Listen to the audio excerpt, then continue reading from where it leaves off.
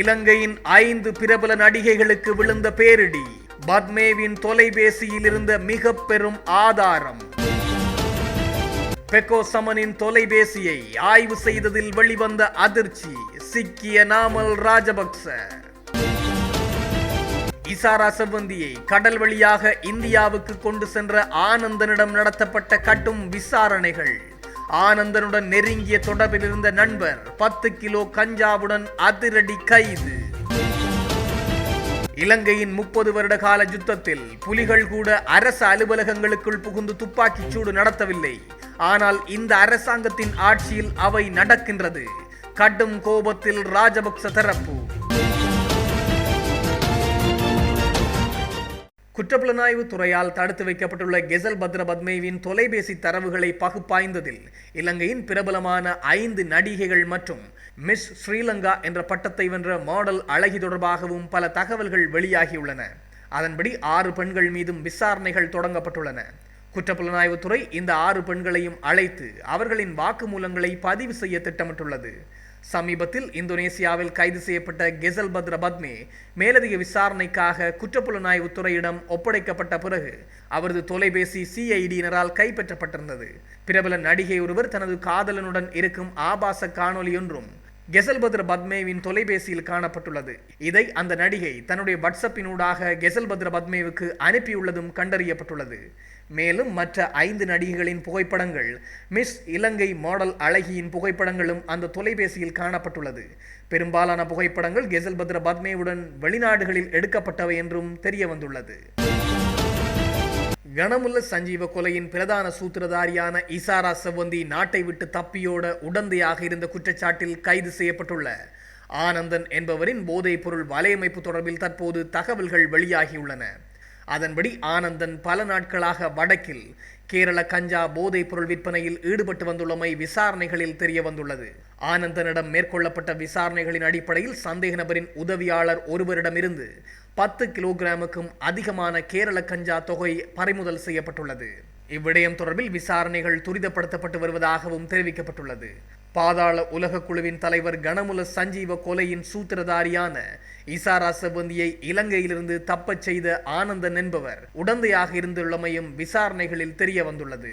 இந்த நிலையில் அவர் அண்மையில் கைது செய்யப்பட்டார். அவரிடம் மேற்கொள்ளப்பட்ட விசாரணைகளில் இசாரா செவ்வந்தியை இலங்கையிலிருந்து இந்தியாவுக்கு கடத்தி சென்ற மேலும் 2 பேர் கைது செய்யப்பட்டுள்ளனர். அத்தோடு அராலி பகுதியிலிருந்து இசாரா செவ்வந்தியை கொண்டு சென்ற படகும் கைப்பற்றப்பட்டுள்ளது. தற்போது அவரிடம் மேற்கொள்ளப்பட்டு வரும் விசாரணைகளில் வடக்கின் போதைப்பொருள் வலையமைப்பு தொடர்பிலும் பல தகவல்கள் வெளியாகியுள்ளதாக தெரிவிக்கப்பட்டுள்ளது.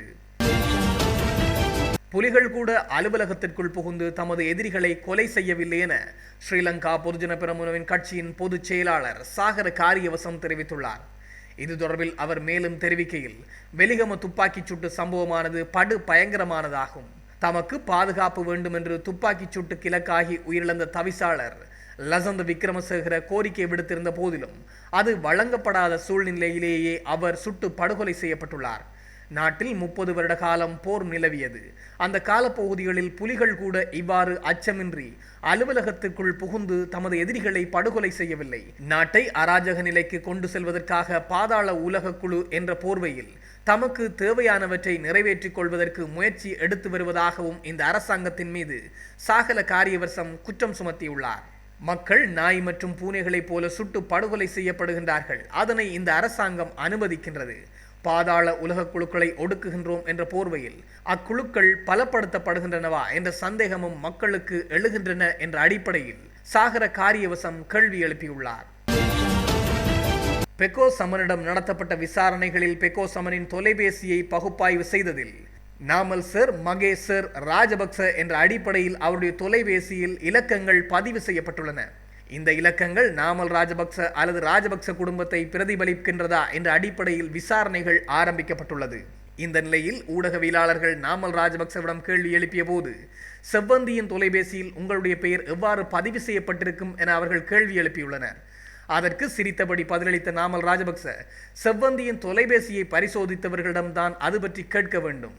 செவ்வந்தியின் தொலைபேசியை பார்ப்பதற்கு பலரும் ஆவலாகவே உள்ளனர் என்பதையும் அவர் தெரிவித்துள்ளார். அவ்வாறானவர்கள் பரிசோதித்து எனது பெயர் எவ்வாறு உள்ளது என கூற வேண்டும் எனவும் அவர் குறிப்பிட்டுள்ளார். அத்தோடு மகே ராஜபக்ச என்ற அடிப்படையில் பதிவு செய்யப்பட்டிருக்குமானால் பெண்கள் தன்னுடைய காதலனை அவ்வாறு பதிவு செய்திருப்பார்கள் என்ற அடிப்படையில் அவர் குறிப்பிட்டுள்ளார். இதற்கு பதிலளித்த அவர், சிலருக்கு தற்போது ராஜபக்சக்கள் தான் கனவில் கூட வருகின்றார்கள். இப்போது ஆளும் கட்சியில் கூட நாமல் என்ற பெயருடைய ஒருவர் இருக்கின்றார். அவரை கூட நினைக்காமல் ஏன் நாமல் என்றவுடன் என்னை நினைக்கின்றார்கள் என்ற அடிப்படையில் நாமல் ராஜபக்ச கேள்வி எழுப்பியுள்ளார். நாமல் என்ற பெயரை கண்டதும் அவர்களுக்கு என்னை நினைவுக்கு வருவது சந்தோஷம். எனவே இந்த அரசாங்கம் எந்த விடயம் நடந்தாலும் அது ராஜபக்சக்கள் தான் காரணம் என்பதை குறிப்பிடுவதை ஏற்றுக்கொள்ள முடியாது எனவும் நாமல் ராஜபக்ச தெரிவித்துள்ளார். வடக்கு மாகாணத்தின் 4 மாவட்டங்களில் நாளைய தினம் 13 மணி நேர மின்வெட்டு நடைமுறைப்படுத்தப்படும் என இலங்கை மின்சார சபை அறிவித்துள்ளது.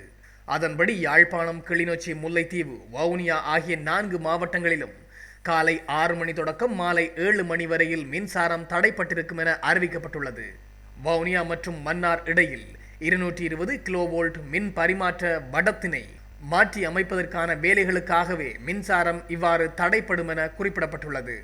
அத்துடன் வேலைகள் பூர்த்தியானவுடன் மின் இணைப்பானது உடனடியாக மீள வழங்கப்படும் எனவும் மின்சார சபை அறிவித்துள்ளது.